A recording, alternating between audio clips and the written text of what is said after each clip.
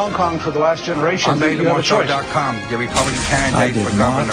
Have sexual relations with I realize that this is something he isn't We're not going to be able to solve our problems if we get distracted by sideshows and carnival barkers. One Republican, one Democrat, and you discuss the issues that matter in today's local, state, national, and global politics.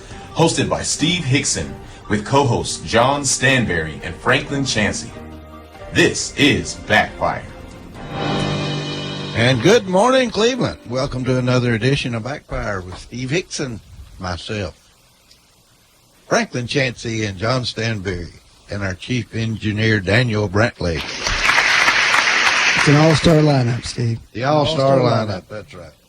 Good morning, John. You don't look very happy this morning. I'm just laying my stuff out. I'm telling you, I believe John's got a lot to talk about this morning, don't you, Franklin?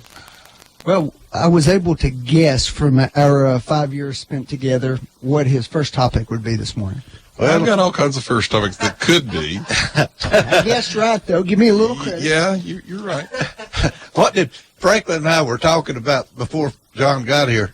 Did you think John would have anything to say about this? So we'll just go ahead and open up with it, okay? Hey, John, I heard that the city bought the Cherokee Hotel.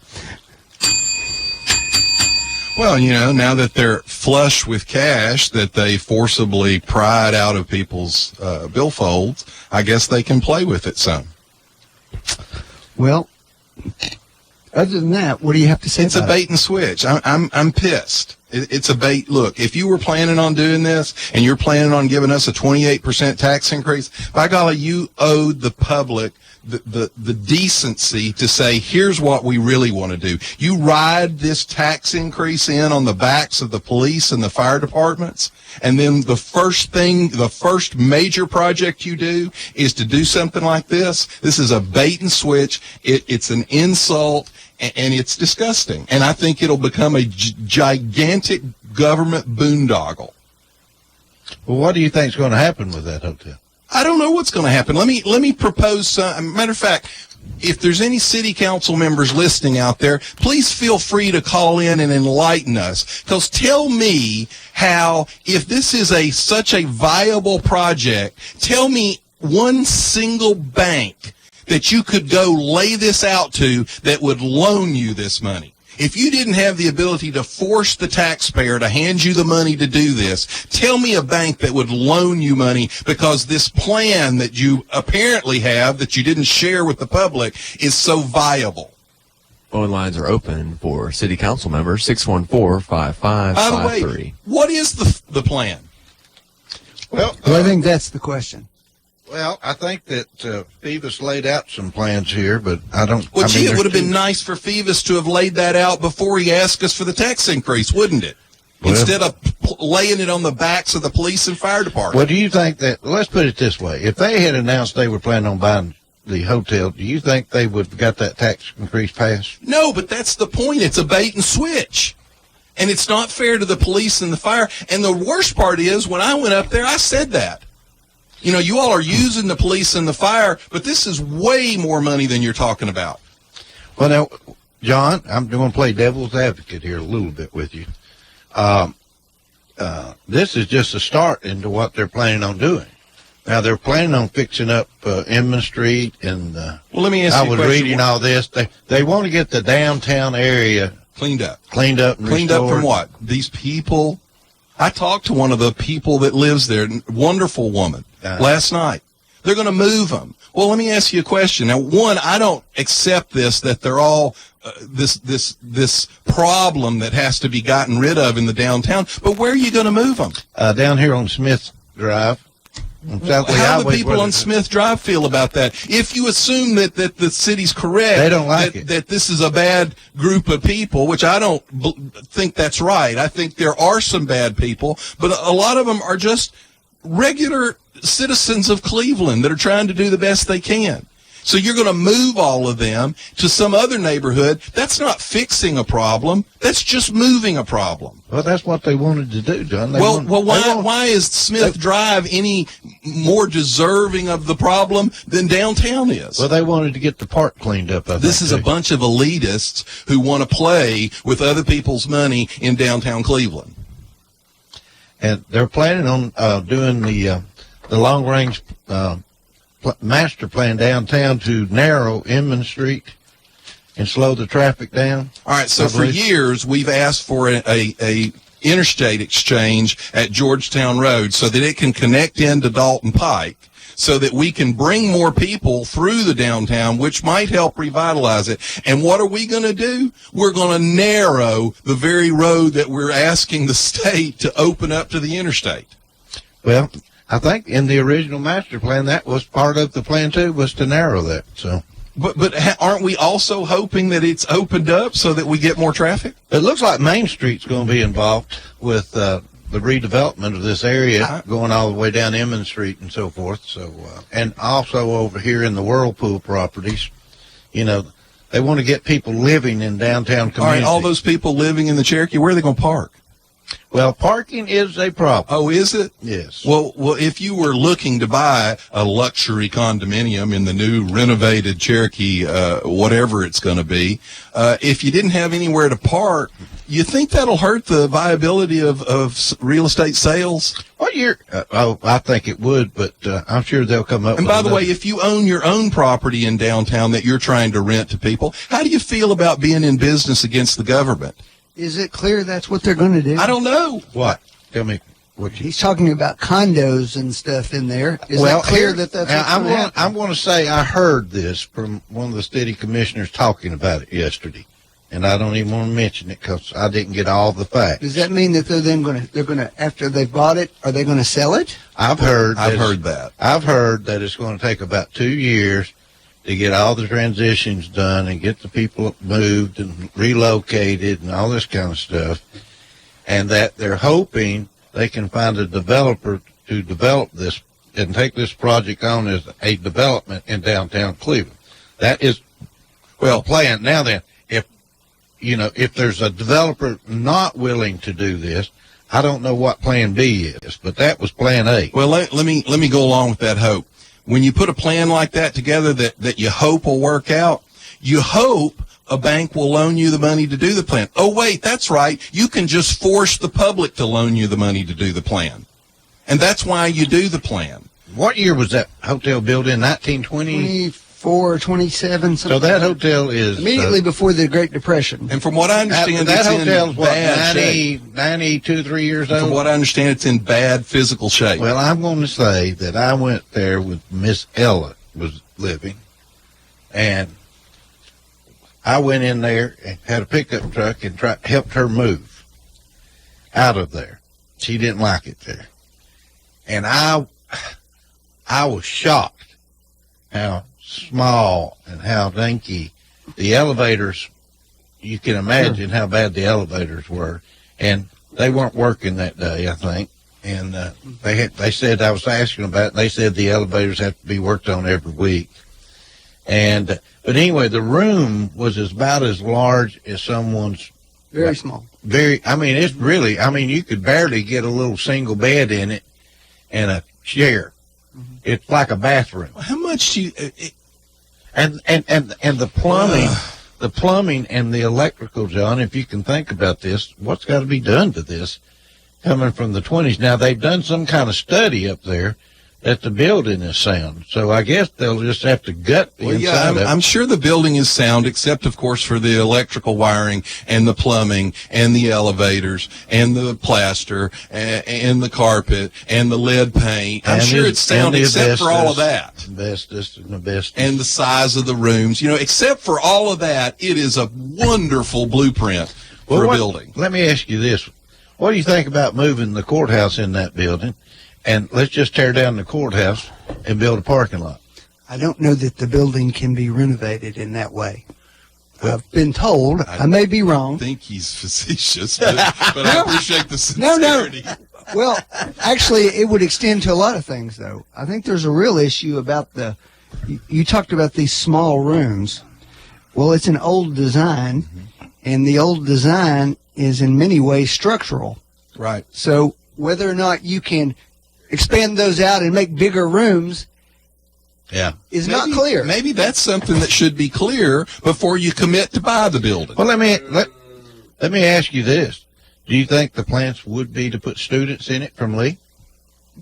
Well, here's a question for you. No idea. If it's They're building dorms. I do agree with this completely. They're building dorms. I mean, could it be a dorm?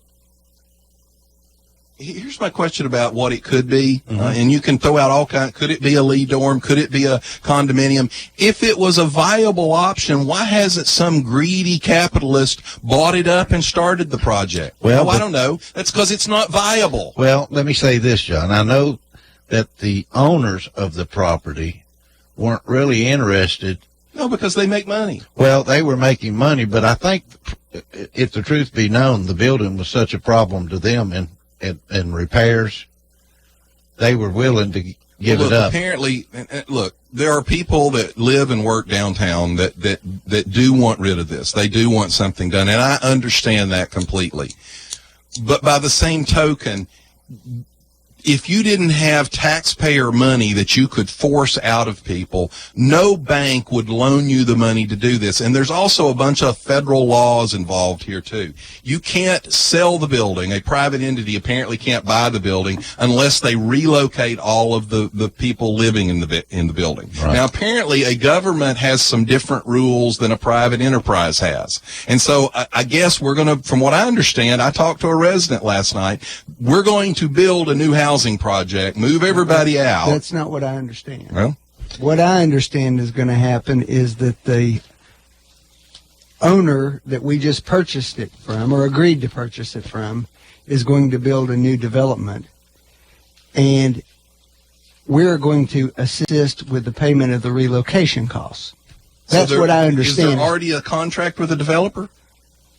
I don't know if there's a contract. There's a They're looking an option, for it, I think, would be so in other words, we don't know, and we're playing with taxpayer money. But that's what I understand. There's a 60 or 90-day period where they get to go in and do an environmental study and a complete feasibility study in order to determine whether or not it's something that can happen or not. That's what I understand. I'm sitting here.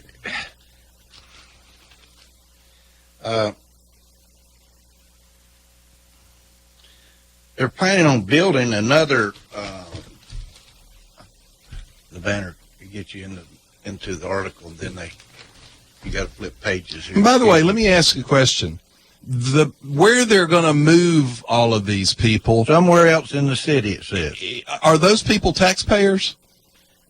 Yes. So those taxpayers. I'm not sure about. Yeah, I guess it is a taxpaying. No, my point is, it took it off the row. You're right. No. What I'm getting at is the people that they're going to move them, the neighborhood they're going to move them into, they just increased those people's taxes 28%, and they're going to go, congratulations for giving us 28% more. We're going to move this housing project into your neighborhood. So not only are we moving it into your neighborhood, you're paying for it. All right, let me go back a minute. I'm sitting here looking at the Banner article, and it says they also indicated that they are pushed to get this job done by the grant deadlines and want a decision from the council. In other words, this company, there's money, government money available for them to do this, I believe. Well, let me ask you a question. If they've got all these deadlines, when did they find out about this? Before or after they asked for the tax increase? And if they knew about it, which clearly they knew about it before, why didn't they put all this out to the public before the tax increase? Because they were planning on doing a bait and switch. They screwed the taxpayers. 614-5553. If you're a city councilman or mayor and knows the answer, 614-5553. Why weren't you all honest and straightforward with the public? The company had planned on using this building for another 15 or 20 years, is what it said in the banner here. So that means this wasn't an opportunity that presented itself. It was an opportunity that they went after, which means they knew about it, and once again, they kept it from the public. Mm-hmm. Main Street voted to allocate an investment of up to $200,000 towards the purchase and redevelopment of this property. Look, Main Street's a great organization. I'm all for Main Street. They do a good job. I am not for the taxpayers being screwed like this. It says the Cleveland Bradley Chamber of Commerce worked closely with the owners to find the best location for relocating the residents of the Summit apartment. Yeah, did that involve asking the location they're moving it to? Did it involve, we were so big on a survey. Did they do a survey in the neighborhood they're moving to? A tentative plan by the Summit LLC was to construct a multi-million-dollar development on Smith Drive in South Cleveland. Residents in that neighborhood are strongly opposed to the plan, saying that the roadways are narrow and the number of students walk to nearby Bradley High School are several on Smith Drive residents that attended Monday's council session. Well, gee, I wonder if the survey of those people will be held in as high a regard as the survey of the people saying they wanted entertainment downtown. Well, John, I'm just reading. I'm taking notes from the Banner's article here. It says that there'll be another survey done. You mean the same Banner that couldn't figure out it was a 46-cent increase instead of a 28-cent increase? That's it. That Banner? Yes. They're going to do another survey on finding out how the community would like to see this property redeveloped. Well, gee, what they need to do is do that survey the same way they did the other one. They can just send it to all their friends and buddies and the Chamber of Commerce membership roll, and that'll be fine. The tax appraisal on this building was $1,405,400. The purchase price will be $1,080,000 plus relocation cost of $420,000. So let me make sure I understand this right. The company that owns it has a decaying and crumbling building. And so in this deal, they're going to get to move into a brand new built facility with some government grant money. And apparently with the assistance of the city of Cleveland. And the city, for all of that, will get to assume ownership of the previously mentioned crumbling infrastructure building. But, John, this is all part of new development.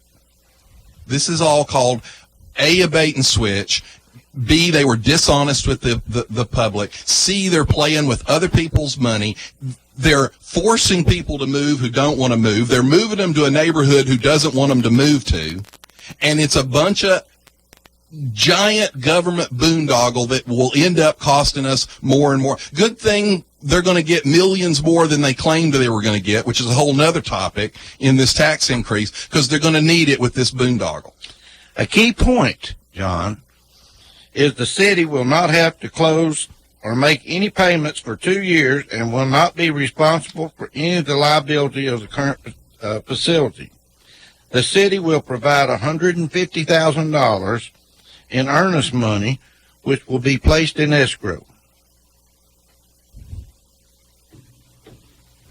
Well, I'm glad this city council, we've got some members up there that have talked about, the haves and the have-nots. Looks to me like this is a city council basically bullying the have-nots and shoving them around, moving them where they want to, and making sure they have a playground uptown.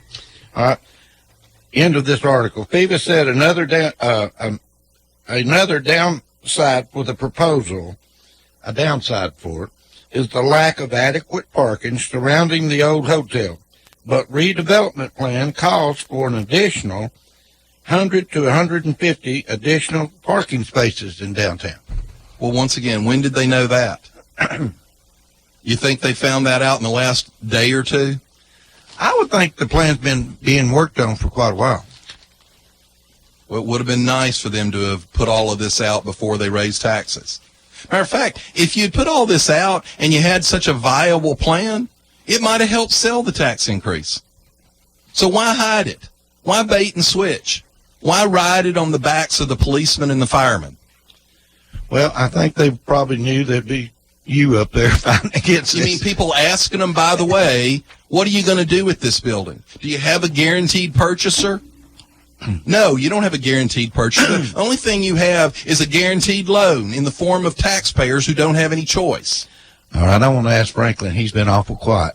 What's your opinion of all this, Franklin? I think it's potentially a disaster. Does that mean they can't make it work and do something great for downtown? No, it doesn't mean that. I just think they need to be very careful and cautious in their judgment with respect to this. And if they have some kind of grand plan for this building, I think it would do them well to reveal it pretty soon so we can evaluate Do that. you think it was fair for them not to reveal this before they did the tax increase? If that was the goal for it, sure, I think that's one of the things they should talk about. Although, in fairness, people have been talking about this idea for years. This isn't talking about. I These understand. are plans. I understand. I'm not disagreeing with you, John. I'm just adding some context here about what they would probably say. Be that as it may, I have a healthy degree of skepticism about whether they can make it work. Now, whether they can or not, I don't know. I hope I'm wrong. Well, Well, let me they ask. said 2 years before the people go out. Then let's say the development starts in 2 years, takes 2, 3, 4 more years. Well, What so development? it's a 5, 6 year plan. Okay, down the well, road. no, I don't care about that part so much. I'm just saying if it works. No, if I I'm understand. trying to see if I can get it in my See, this is lifetime. part of the problem. I don't really understand what the plan is.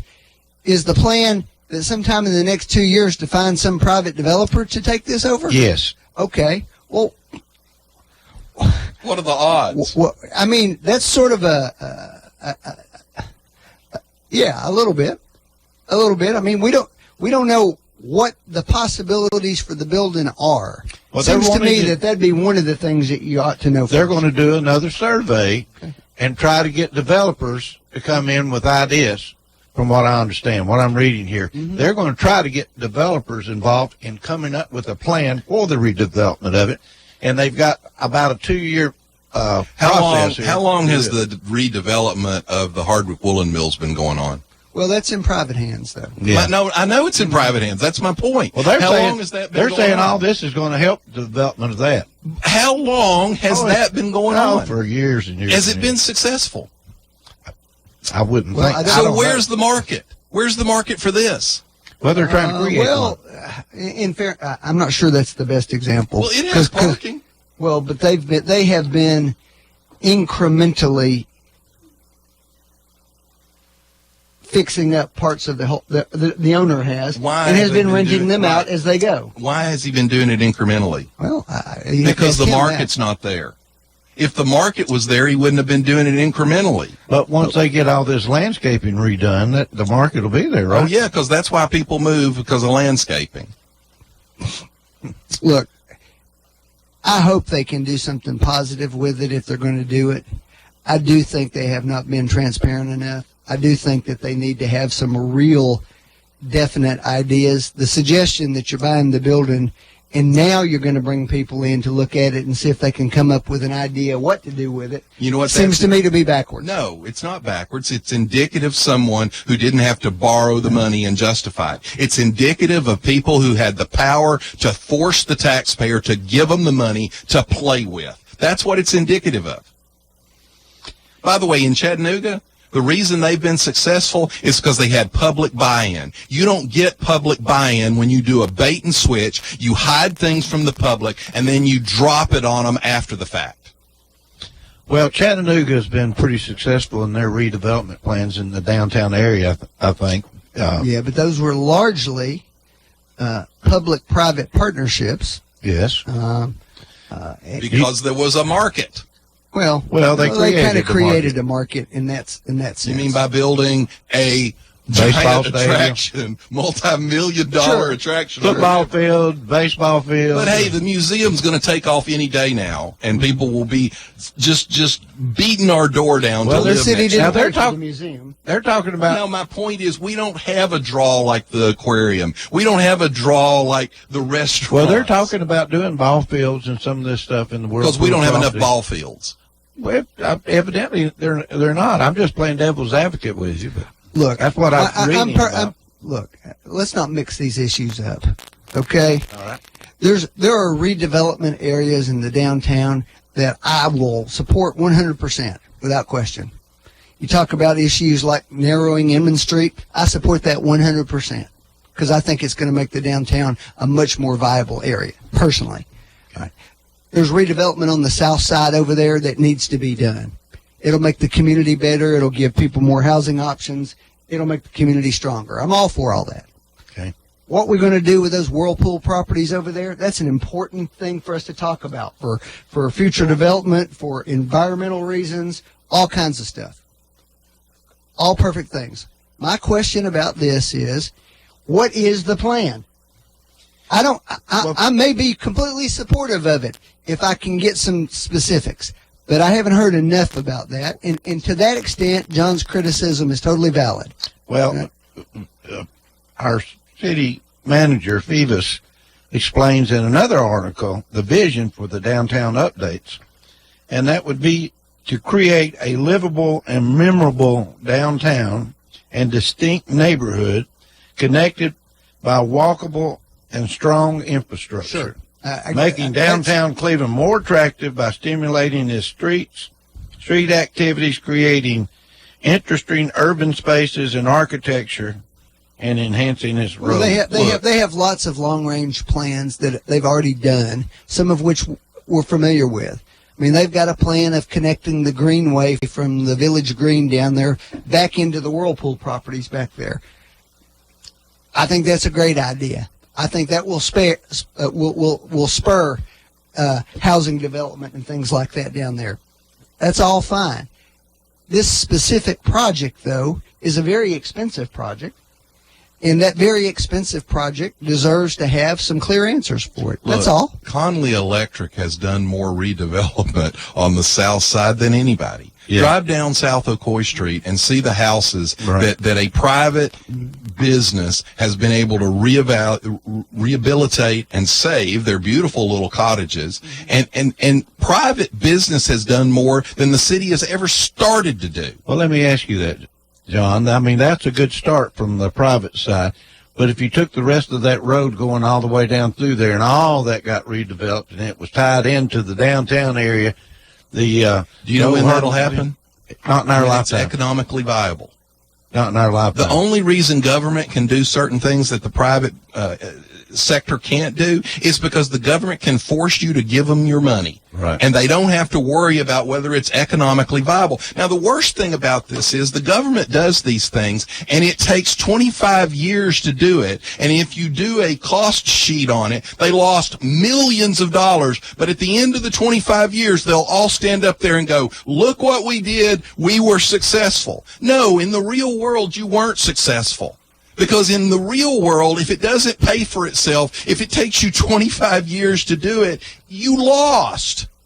Do you think the Greenway was a win or a lose? I think it's a win-win. I think the Greenway was done the way a private government, the way a government does things. I think you could have done 3 times the distance of the Greenway if you hadn't been pouring it in concrete this entire time. And the only reason we poured it in concrete is because government didn't worry about how much it cost. Well, if they hadn't poured it in concrete, it'd washed away. No, it wouldn't. Well, you go down there and look at that creek when it's over. What percentage of your roads are concrete versus asphalt? I'm not talking about that. But it wasn't all paid for by the government either, was it? My point is, money's money. And however much money you've got to spend, that's what you've got to spend. And if you spend 3 times as much to pour it 10 inches deep in concrete, then it would have cost you to do compacted pug, or it would have cost you to do asphalt. You could have done more Greenway. You could have spent more on benches, more on landscaping. But the government, look, I finally got an answer out of the government about why they do concrete. And the answer was, we really like concrete. Well, ask any homeowner, do you really like concrete for your driveway? They'll say, yeah, but I didn't do concrete because it costs too much. All right. Let's move on with something else here. I think the headline, I want to talk about this. We've got to take a break, but before we do, I want to bring this up. Bob Corker in the Chattanooga Times will not seek re-election. Corker's chief of staff told Todd Womack, that's his chief of staff, yes. Corker's chief of staff, Todd Womack, rejected any idea Corker chose not to seek re-election because of the hard right critics seeking to topple him in 2018 Republican primary. Do you think Corker was just tired and ready to get out of it? Corker, I've got the statement he put out, and it's a correct statement. He This is out of his statement. When I ran for the Senate in 2006, I told people that I couldn't imagine serving for more than 2 terms. And he did. And he said that he believes in the model of citizen legislator and that there'll be someone else step forward. Look, was he going to have some challenges? Yes. Was anybody going to beat him? No. You weren't going to beat Bob Corker in the Senate race. You weren't going to beat him. You don't think so? No. I think he would have. No, I don't think you would have beat him. I don't think you had a chance in the world to beat him. Now, was it going to be fun? I don't know. Maybe that's why. But he said originally he didn't want to run but 2 terms. Who do you think is going to run for this position? There's a lot of people going to run for that position probably. I think the big question is whether the governor gets in the race or not. I've heard that he has no. If he doesn't, then it opens the door for a lot of people. If he does run, it narrows the group of people who may run. Well, look, I've heard he's not running, that he has no interest whatsoever. There's an Ogles guy that's already in. There's the Fox Sports guy, the boob guy that has said he might run. Well, Marsha Blackburn. Marsha Blackburn, I think, will run. I think Mark Green, state senator from out west of Nashville, I think Mark will run.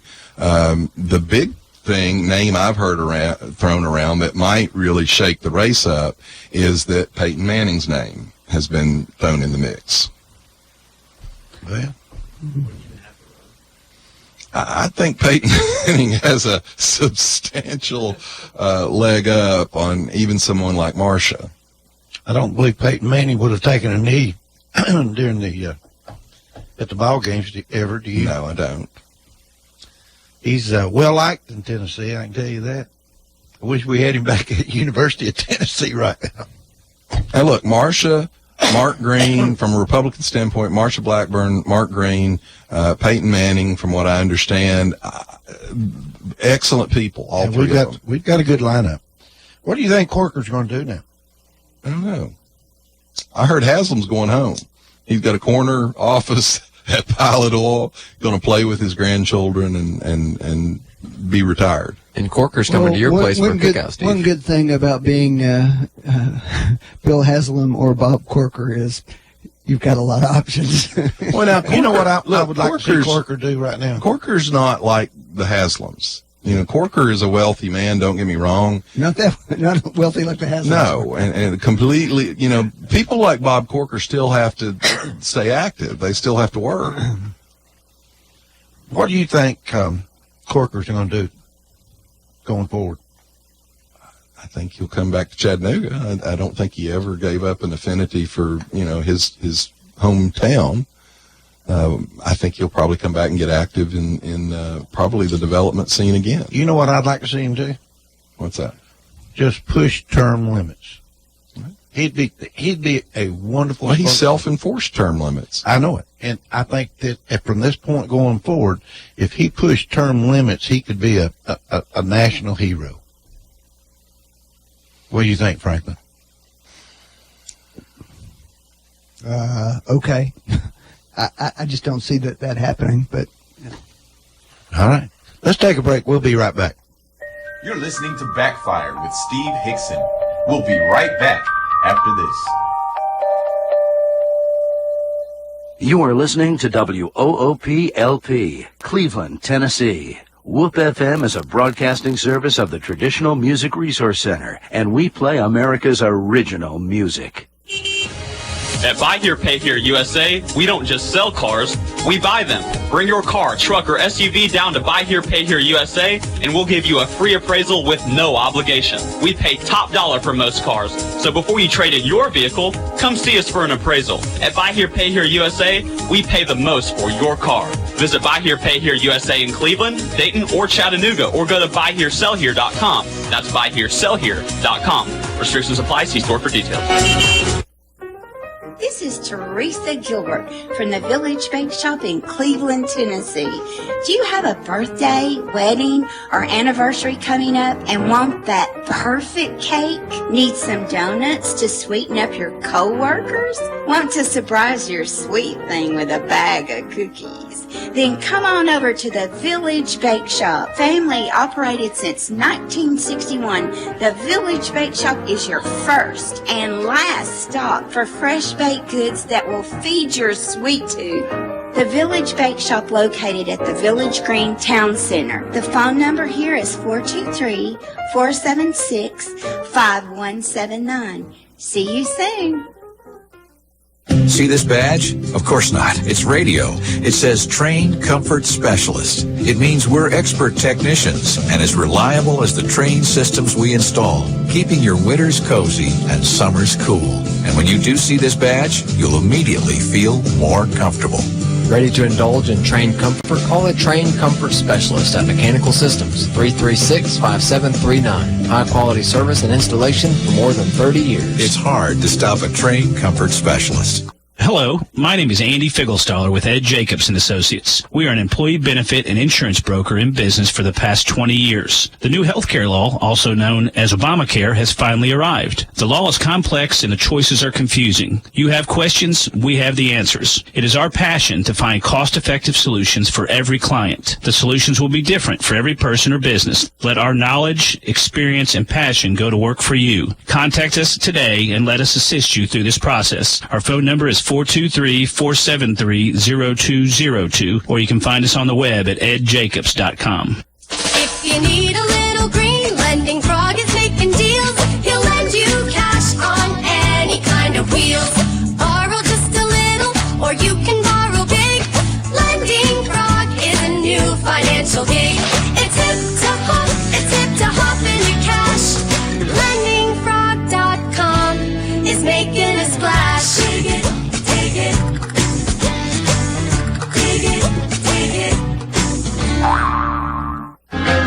Come join us at the Bald-Headed Bistro for Cleveland's fastest growing dinner event. Join us every month for our supper club presented by Chef Eric Fulkerson. Spots are limited, so reserve yours in advance. We can't wait to see you here. Oh, uptown hound, I wanna go when you're out of town. I bet you never thought you'd hear me howl. Listen to your dogs and take them to Uptown Hound when you're headed out of town. Uptown Hound, located at 3506 Old Free Will Road, 478-0555. Or find them online at myuptownhound.com. I know you need a break, but what about me? That's what I need. You're listening to Backfire with Steve Hickson on Whoop FM. Call 423-614-5553 to join in on the conversation. Now, back to Backfire. All right. Give us a call. Give us your opinion on the purchase of the Cherokee Hotel for redevelopment. Yay or nay? 614-5553. Wouldn't mind hearing from you this morning. I think Bob Corker, I've been down on Corker for his remarks about Trump, against Trump. But since he's now decided he's not going to run for re-election, I think he could be my hero if he would get behind the 2-term limits and push this going forward to other people. What's Lamar Alexander going to do? Don't know. He's up in 20. They haven't said whether he's going to run again. I predict he does not. Okay. Just for age reasons. So, anyway, we're going to be replacing Lamar Alexander. We're going to be replacing Corker. We're going to be replacing the governor. You know what? Life will go on. We run into this all the time, and I will have to say, as a Republican, I don't think this is a Republican or a Democrat issue. I do believe in the citizen legislature model. I do support term limits. But one of the arguments on term limits, we're going to lose all this experience. Look, for example, my son last night in the car, ideas come and go. My son said, well, do you think Peyton Manning is qualified to be senator? And I said, why would he not be? He's intelligent. He's educated. He's a businessman. The founders believed in everyday Americans running their government. Right. And so this idea that term limits are somehow going to be horrible is actually, I find it very anti kind of the concept of America. I love people getting involved in these things that have not been involved in politics. I agree. They bring a fresh perspective. They bring good, fresh, new ideas, and they see things from a different light. I think these people that have been in politics for all these years have blinders on. They can't see the big picture. They just move forward. Let's talk about Roy Moore and Luther Strange. Roy Moore in Alabama won 55-45. 55-40. I think the Democrats are probably happy today. I think the Democrats can be happy all they want. Roy Moore will beat the daylights out of them, and he'll be the next. I wasn't referring to that. I think they're looking forward to the next 6 years, splashing Roy Moore quotes all over the news all the time.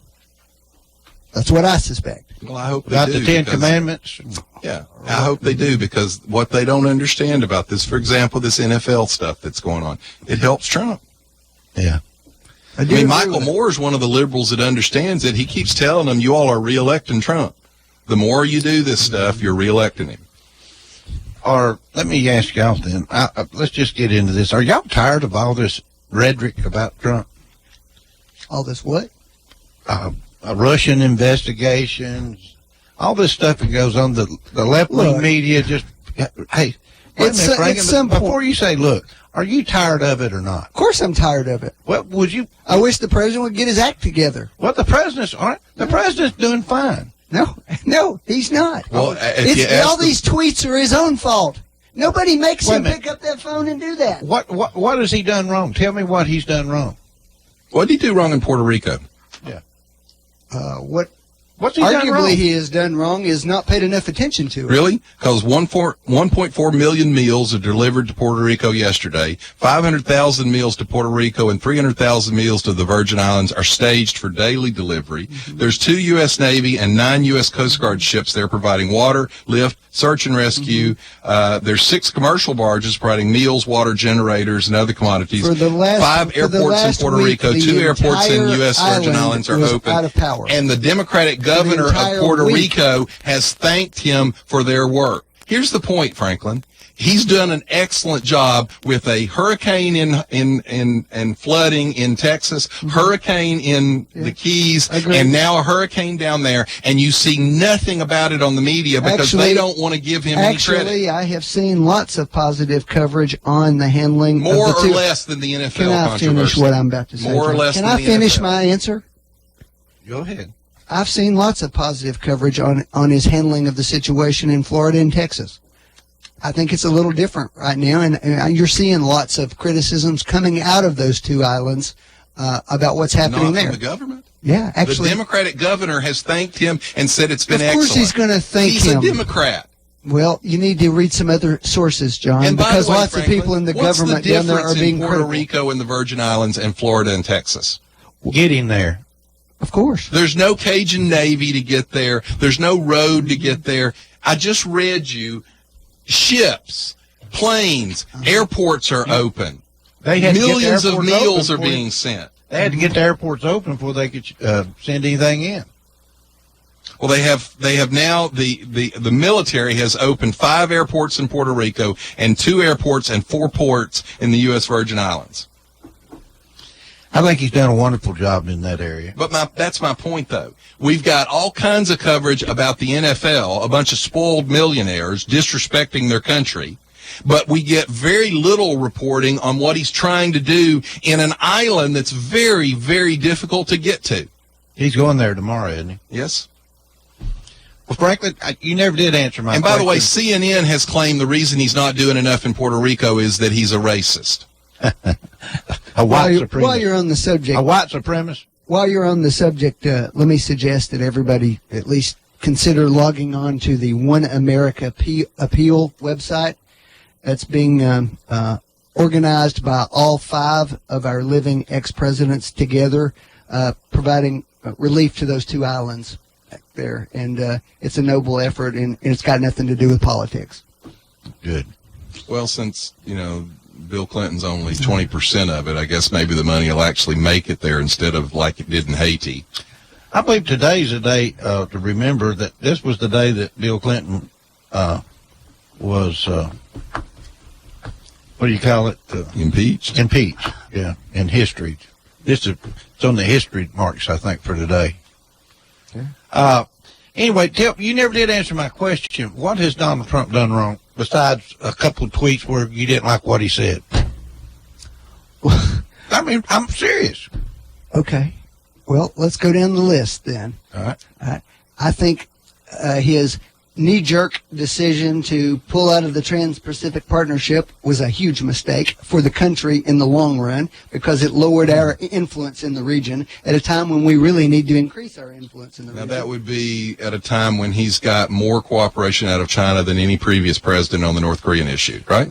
Okay. At the same time, he's trying, supposedly, to increase American economic power in the area. He's pulled out of an agreement that rewrote NAFTA, by the way. That never gets talked about. He's always talking about how he's going to fix NAFTA. He just gave up a bunch of improvements to NAFTA that had been negotiated in the TPP because Mexico was a participant in that, as was Canada.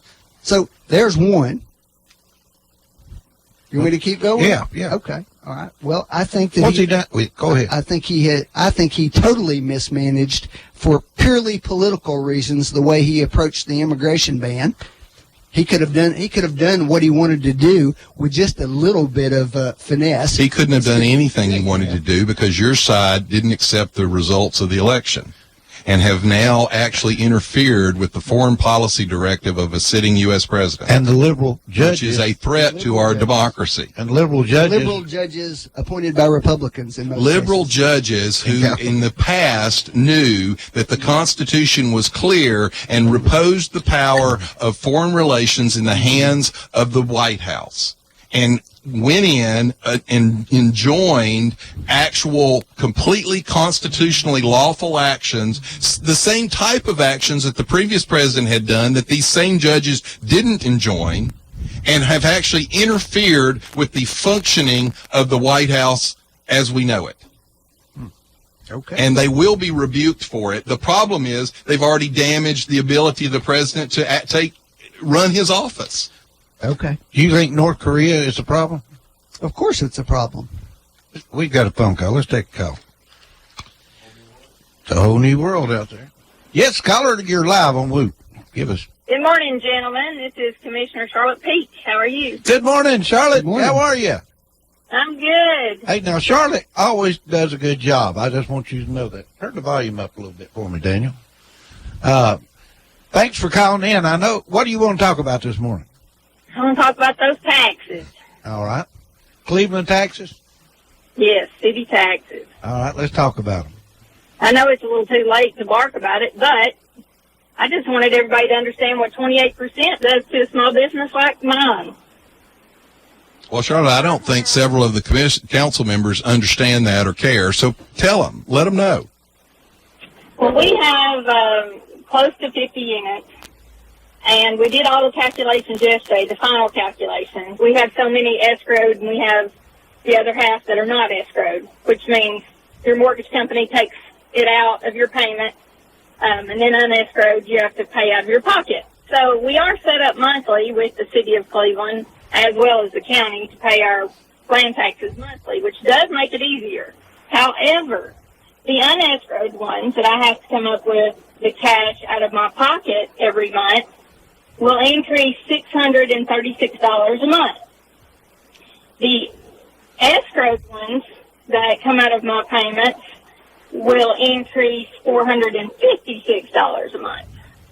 So, in the grand scheme of things, it's around, and I'm not at my office at my desk, I'm driving now, but I did have the numbers in detail. It'll be around $7,000 to $8,000 increase per year. Now, most of mine are on a year or 2 year lease agreements where I can't go up on the rent.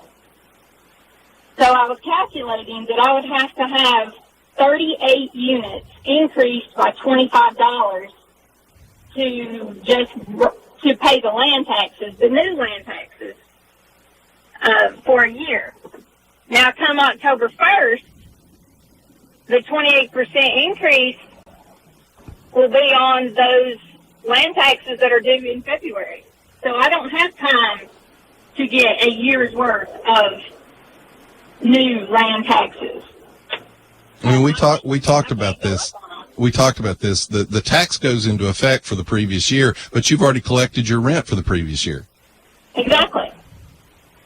And what about the ones I can't go up on? I need to at least increase 38 tenants by $25.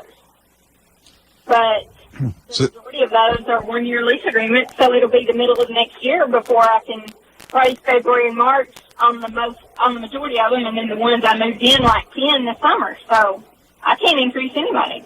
Well, Charlotte, though, doesn't it make you feel better about this $8,000 to $10,000 extra dollars you're paying in that they're going to buy the Cherokee Hotel with it? So we're going into the landlord business? Well, I'm just asking you, wouldn't you have willingly given them $8,000 to $10,000 to help buy the Cherokee Hotel? No, not exactly. Oh, you mean that wouldn't have been something you would willingly have given them the money for? Now, Charlotte, they're looking for a developer to develop this hotel. Would you be interested in that? I'd have to tear it down, and it's historic. So, in other words, as a developer, the easiest thing to do would be just to take it down and put something new up. Oh, it'll cost millions to renovate.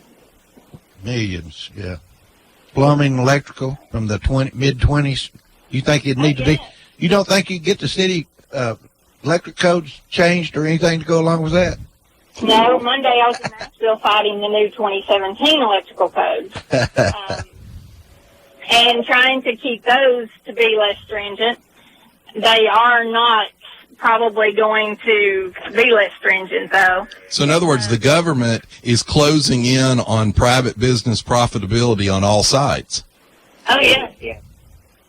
They're going to make you do pre-existing as well if you change over 6 feet of electrical in your home. Now, folks, listen to that. Charlotte, say that again for people. Pre-existing homes will have to upgrade to the 2017 code if they touch over 6 feet of electrical in their home. So if they move one electrical outlet more than 6 feet from one side of the room to the other, they're going to have to completely update and rewire their house. Yes, 6 feet. And I don't know who interprets that 6-foot rule, but I do know currently if you have to pull a meter, that you have to bring everything up to code to get your meter put back in. Congratulations, folks. That's the government for you again. Yes, yes. Well, Charlotte, I think you ought to look at this redevelopment of this Cherokee Hotel. Well, she's too busy trying to figure out how she's going to pay this increase in taxes.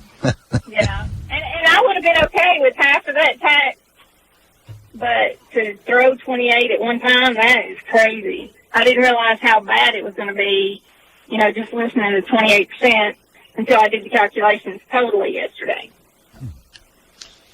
Well, I know you're not happy with that, but tell me what's going on the county side. I try to stay out of all that now. It's so much drama with a couple.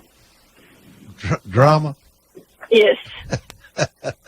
It's like, I don't know where to go with that. You can give me something you want me to talk about, and I'll try to. Hey, why don't you just run for city council? They tell me there's going to be a lot of people running for city council during the next election. Really? Well, I'd have to move into the city, which all of my properties are in the city. Okay. Every one of them. Well, if you own a lot of property in the city, would that not qualify you? Do you think it should qualify you to run for city council? You can vote. I really think I can vote. You can vote.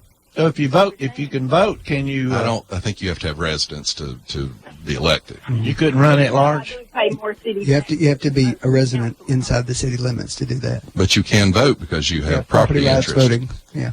All right, Charlotte. Hey, you do a good job. Anything else you'd like to talk about this morning? I appreciate it. Well, I want you to come in and see us some morning. All right, I'll do that. Thanks for calling. Bye-bye. Thanks. See y'all. Oh, John, I don't want to get you stirred up again. Go ahead, say it. What do you got on? It is what it is. The city council apparently thinks that private business owners are just some kind of endless well that they can just siphon off what they want. Attorney General Sessions is going around talking about the right at colleges right now. The what? The right? No, the First Amendment right. First Amendment right. You know, a lot of colleges are not getting this right. What's your opinion of Attorney General Sessions talking about this to the colleges? Well, or bringing it up? Let me start by saying that I support free speech on college campuses. I think that's what they're there for. By both sides? Yes, that's what they're there for. That's what the college experience is supposed to be about. It's supposed to be getting your views challenged by people. Okay? Now, should it be challenged in a safe way? Sure, it should. By everybody. Do I think Jeff Sessions will make any progress with that? As him as the source? Probably not. Well, let me speak to that. Go ahead. Okay? He spoke at Georgetown, and a group of Georgetown law professors put a statement out, and they said that they condemned the hypocrisy of Attorney General Sessions speaking about free speech. Now, what's interesting about it is their letter is full of mistakes. For example, they said that his own office is currently prosecuting Desiree Ferruz for unlawful conduct. She got up and booed and disrupted his confirmation hearings. Well, the fact of the matter is, it's not his office. It's the U.S. Attorney for the District of Columbia, who was appointed at the time by Obama. It was the Obama appointee that prosecuted her. It also says that he has made it under his office, though.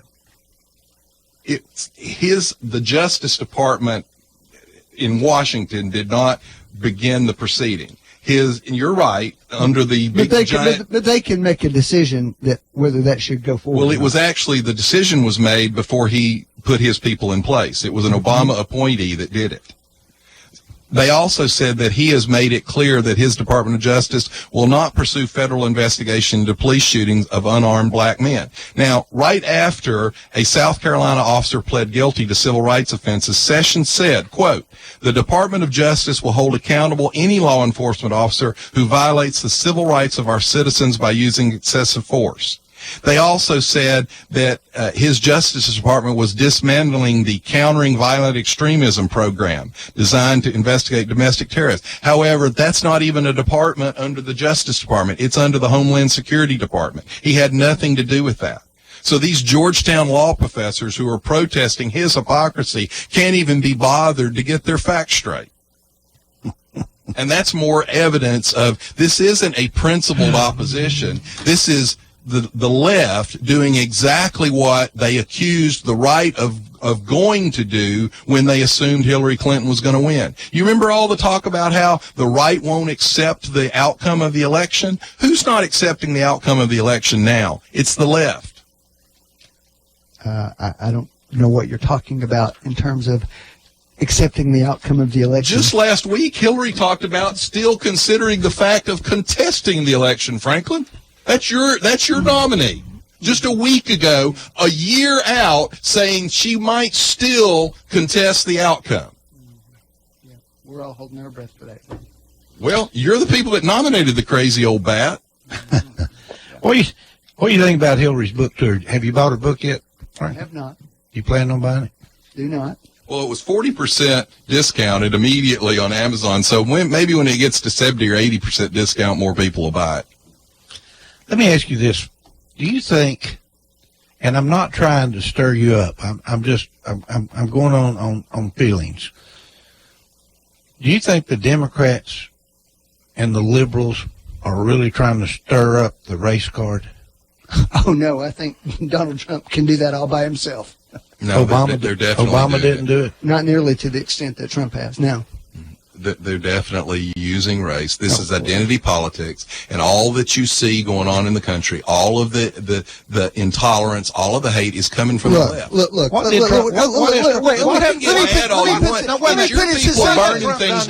it succinctly. Why has Trump done this racially? I'll put it succinctly here. I'll give you a perfect example. Okay? And let me start off by saying that I don't really support the NFL protests that are going on right now. Okay? I don't think it's no fans left protest.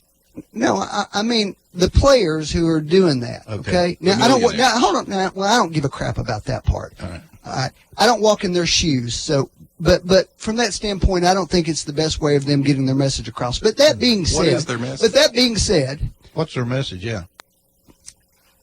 All right, let me answer that question, then I'll go back to your first question. Their message is that they don't believe that African American men in particular are treated fairly by police That's departments. not what they said this weekend. They said we don't like Trump.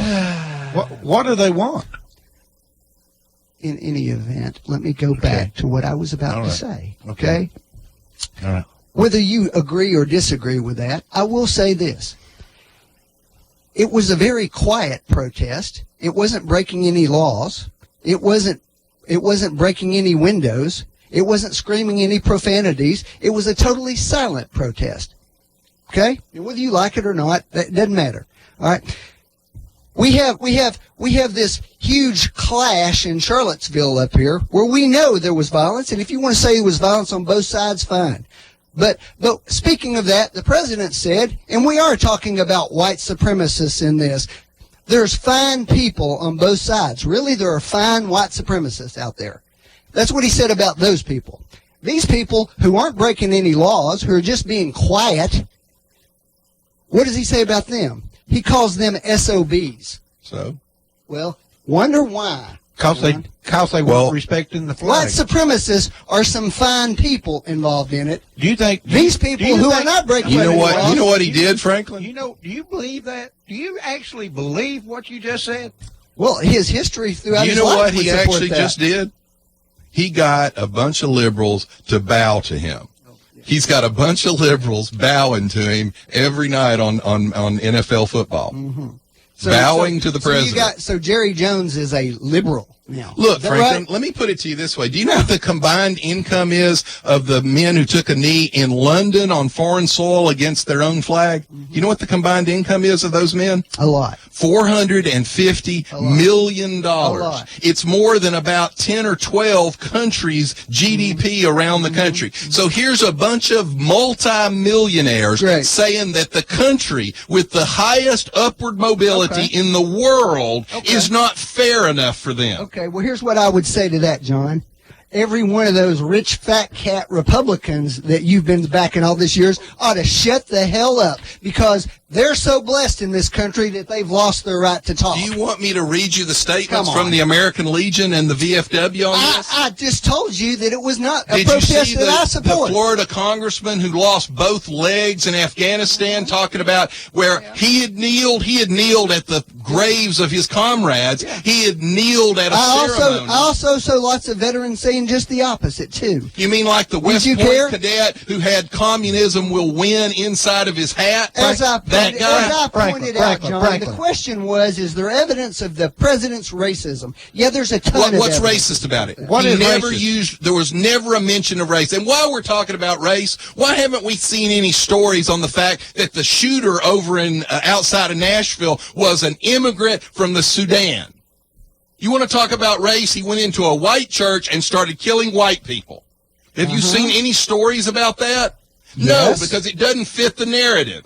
You get stories if a white guy goes and John, kills people. if you ever got off of rightwing.com and actually read some legitimate news sites, you'd see all kinds of stories. It's not the problem on the is news. you don't. Look, I could go on MRC. They will give you the actual MRC. minute. Yeah, I'm sorry. It's another website. But they will give you the actual minute count on these stories. And what you have to watch is you have to look at the networks and how much time they give. For example, Anthony Weiner was convicted yesterday. Yes, I saw about 15 stories. Do you know on what that. Time Magazine said, though?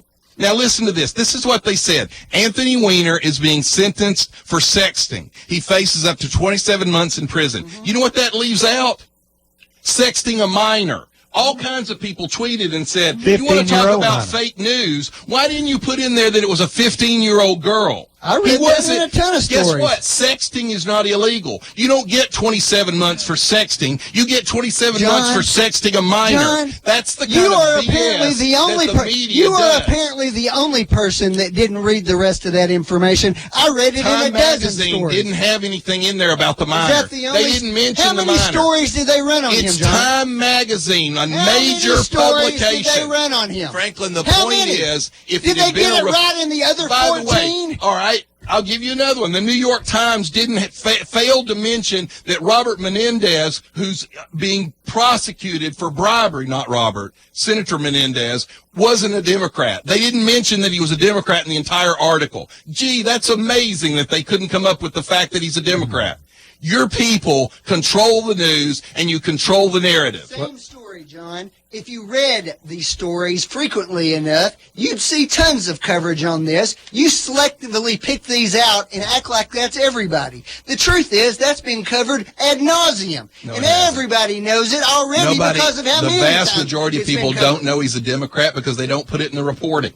The vast majority of people don't know that because they don't care. No, you're wrong about that, because if it was a Republican, it would have been plastered all over the front page. Look, Franklin, at least admit that your side gets a huge advantage from the media. Oh, for God's sakes. And you still couldn't win. Biggest, you still couldn't win. The biggest rated news source in the whole country for the last 15 years. What is Because it? Fox News. Did they report it? Absolutely, Okay, they reported it. so why do you say that we get a benefit from the Because media? every other media outlet didn't report any it. other Fox, liberal network you and can see look what they're at your saying. statistics, Franklin. Fox will cover something at like 20 minutes, and every other station will cover it at 30 seconds. That's a huge difference, Franklin. All right, okay, all right. We're going to have to break this up. Franklin's got to go. I've got to go. John, you've got to go. All right. We're out of time. I wish we could stay, but I've got one last thing to say. NFL. No fans left. We'll see you next week. College ball. You've been listening to Backfire with Steve Hickson, John Stanberry,